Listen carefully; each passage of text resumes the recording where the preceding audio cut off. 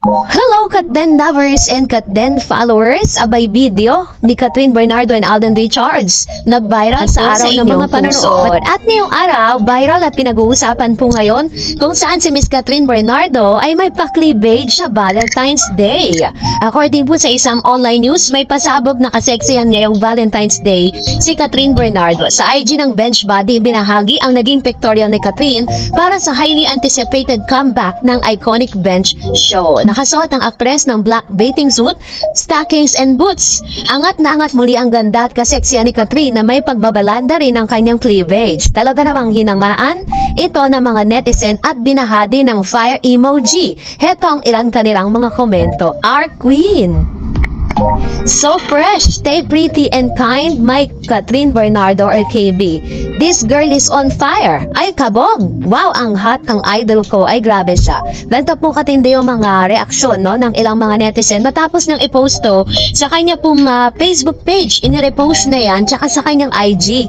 Makikita natin talaga na, baga nag-mature na talaga yung role nitong si Miss Catherine Bernardo kasi pati sa mga photoshoot niya, kakaiba na wala na yung parang young lady na Catherine Bernardo dahil talagang meron ng transition na nagaganap. So, kinatuwaan naman ng ilang mga netizen ang ilan sa mga ibinahagi ni Miss Catherine Bernardo sa kanyang social media post. And dahil dito, meron pang another good news kung saan matapos na nating i-announce ito po sa ating channel na nung inilabas po last Feb 13 ang kanila pong movie na Hello Love Again ay agad po itong nag-number 1 sa Netflix. Dahil dito, nag-viral ang ilan sa mga reaksyon ng mga netizen at talaga namang nananawagan ng isa pang pelikula mula sa Katden. Panoorin natin ang kanilang naging reaksyon.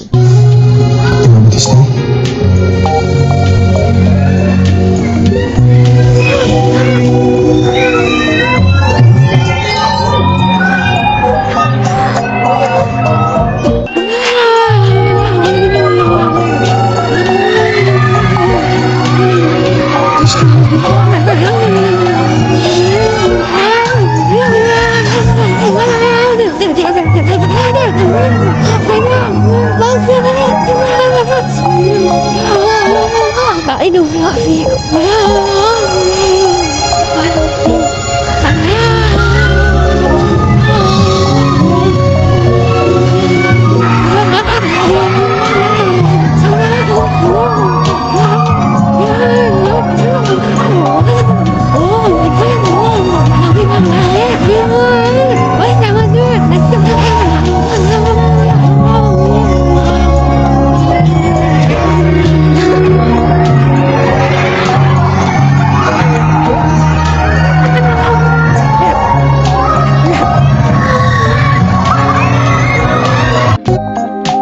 Naging positibo nga ang naging outcome ng ipalabas ng isang buong barangay, sa isang buong barangay, yung movie po ni Catherine Bernardo and Mr. Alden Richards matapos po na ilabas ito sa online streaming na Netflix. So makikita natin sa reaksyon ng mga barangay na ito kung gaano po talaga parang ito yung pre-movie ng isang barangay para sa lahat, So iba-iba yung naging reaksyon nila. Kaya naman nung pinag-usapan po ito sa X na dating Twitter, sinasabi nila na this is gonna be the sign na kailangan na talaga ng second project or second movie na iahandog po ni Catherine at ni Alden Richards. So ang request po ng lahat, sana wag naman masyadong patagalin. Wag naman masyadong bigyan ng baka mainip kasi yung mga Katden, alam nyo na, dahil matagal-tagal na rin po tayong wala nakikitang mga magkasama silang talagang gagawa talaga ng isang proyekto. Hindi katulad nung kasagsagan po ng taping pa lang nagtitrending na po yung mga paayuda mula Canada.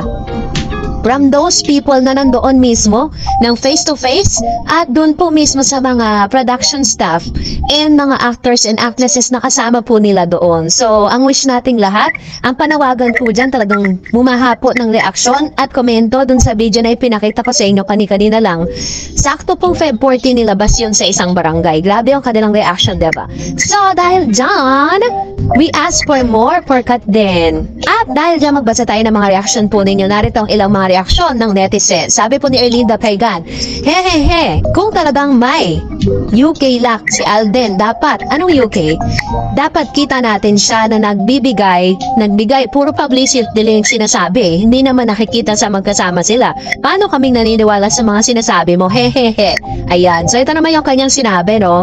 So, Tulad po ng sinasabi ko sa inyo na may mga pribadong bagay po si Catherine at si Alden Richards na hindi po nila gustong ilabas sa publiko. May mga interview si Mr. Alden Richards na diretsahan niyang sinasagot, pero may mga tanong siya na talagang pinapas niya. Dahil privacy is everything for Catherine and Alden. Sabi nga ni Alden, may mga bagay na hindi na dapat ina-announce at pinapakita sa online world. So, yun po yun, Ma'am Sherlinda. Sabi Miss Arminia Mangilan, nag-date silang dalawa pero hindi natin makikita, Ma'am Dars. Happy Valentine's to all. Sabi ni Miss Vanessa, correct private relationship but not sacred. Ayan. So, dahil po sa mga komento na ito, minsan natatawag tayong mga dilulo kasi ayaw, yun yung mga taong hindi talaga sila kampante. Mas gusto nilang makakita ng resibo. No? Katulad po ng mga Katniel days, di ba? Ilang beses po nilang dinideny na hindi sila pero all of a sudden biglang napaamin. Sabi ni Miss Edmundo Oligan, happy hearts, Miss Tarets, and happy birthday, Mami Ten. And sabi ni Miss Miriam Franco, happy birthday, Miss Chris Aquino and Mama Ten. Kasi magka-birthday nga sila, Feb 14. And talagang bumabaha po ng mga greetings para kay Mama Ten at ang dami po talagang mga nakiselebrate para sa birthday ni Mama Ten kasi kilala naman natin si Mama Ten kung gaano po kamahal ni Mr. Alden Richards yan dahil nagsisimula pa lang siya sa showbiz kasama niya na si Mama Ten. And another one, sabi po ni Teofila Lintag, happy hearts day, Ma'am Dareds. You're always the best. Ikaw lang ang gusto kong pinapanood. Thanks sa laging updates mo sa Katden, the famous love team and my favorite. I love Katden so much. God bless po always. Ingat forever, Katden. Thank you, Ma'am si Teofila Lintag sa inyong pong komento at isa ka po kayo sa mga nilook forward ko sa mga comment section dahil parang mga silent viewers po natin na hindi masyadong pala comment pero talagang nanonood palagi, no? And I'm so happy na may mga katulad po ninyo na talagang very faithful sa panonood pag-aabang. Parang sinasabi nga nila, parang hindi raw kompleto yung araw nila pag di tayo nakakapag-update. Ano, syempre, kailangan po kasi ipaghahandaan natin yan. Di pwedeng basta-basta na lang tayo mag-update sa inyo. So, that's it for today. For more videos and updates, please don't forget to like and subscribe. And please don't forget to follow my Facebook page, Dareds TV. God bless everyone!